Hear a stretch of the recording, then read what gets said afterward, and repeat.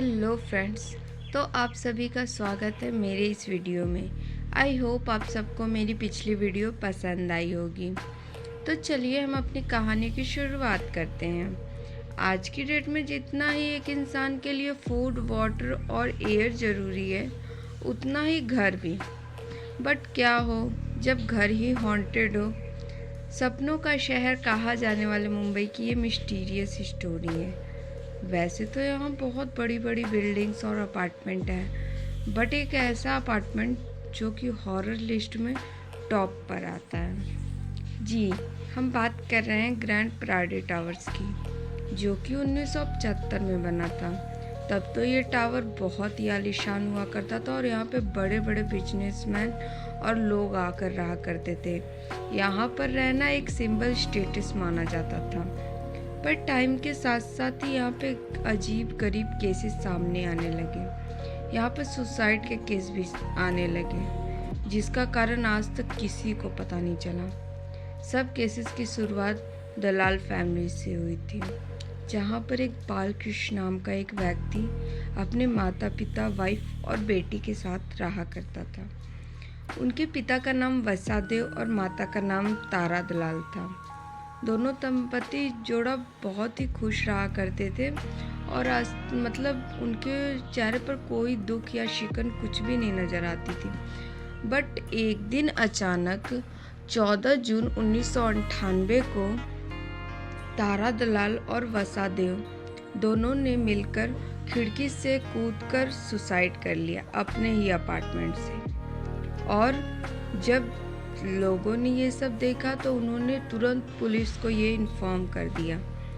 जैसे ही पुलिस ने इस केस की इन्वेस्टिगेशन की, उनको वसादेव का लिखा एक लेटर मिला था, जो कि उन्होंने उसमें लिखा था कि वो इसलिए सुसाइड कर रहे हैं क्योंकि वो अपने बेटे और बहू के अत्याचारों से परेशान आ चुके हैं। जब ये बात पूरे पुलिस लोगों के सामने आई तो पुलिस ने इन्वेस्टिगेशन शुरू किया।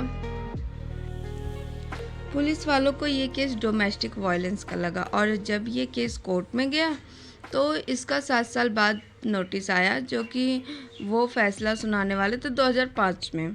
बट जब बालकृष्ण और उनकी वाइफ वहाँ पर कोर्ट में नहीं पहुँचे तो पुलिस उनके घर आई। उन्होंने देखा कि बालकृष्ण और उनकी वाइफ और एक उनकी बेटी, उन्होंने सेम वैसे ही सुसाइड किया है जैसे कि उनके माता पिता ने किया था। पुलिस ये देखकर चौंक गई। बट जब ये सारा मामला हुआ तो उसके बाद से ही और इन्वेस्टिगेशन हुई, जिससे ये पता चला कि वहाँ पर वहीं 8वीं मंजिल पर एक बिजनेसमैन रहा करता था जिसका नाम जैन था। उसने भी अपने बिजनेस की वजह से परेशान होकर टेंशन में उसने भी सुसाइड कर लिया था।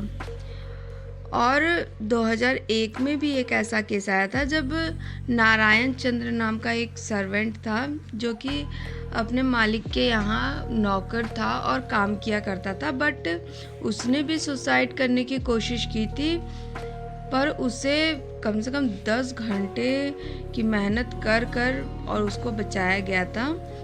और जब उससे पूछा गया तो उसने ये जवाब दिया कि वो अपने मालिक के घर में चोरी करता हुआ पकड़ा गया था, जिसकी वजह से उसने सुसाइड करने की कोशिश की थी। उसी अपार्टमेंट में एक करिश्मा नाम की लड़की भी रहा करती थी, जो कि अच्छी वेल एजुकेटेड फैमिली से थी। उसको मतलब किसी चीज़ की कमी तक नहीं थी, बट फिर भी वो प्यार में इतनी डिप्रेस्ड थी वो अपनी बीएफ की वजह से, कि उसने अपने बीएफ के घर जाकर और वहाँ से खिड़की से कूदकर सुसाइड कर लिया। और इन सब का कनेक्शन उसी 3rd बिल्डिंग के 8वीं मंजिल से था, जहाँ से कि दलाल फैमिली ने सुसाइड किया था।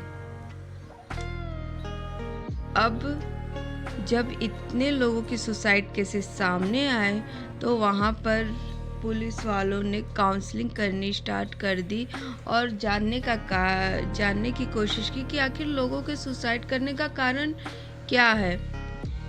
लोग तो तब हैरान थे जबकि उस काउंसलिंग को अटेंड करने वाले लोग 100 से भी ऊपर थे।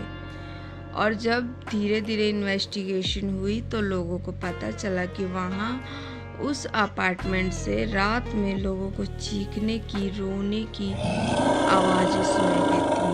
किसी किसी को तो वहाँ पर कोई ऐसी एंटिटी भी शो होती है जो कि मतलब बेहद देखने में भयानक और डरावनी थी, और जिसकी वजह से लोग इतने डिप्रेस्ड हो जाते थे कि वो सुसाइड करने पर उतर आते थे।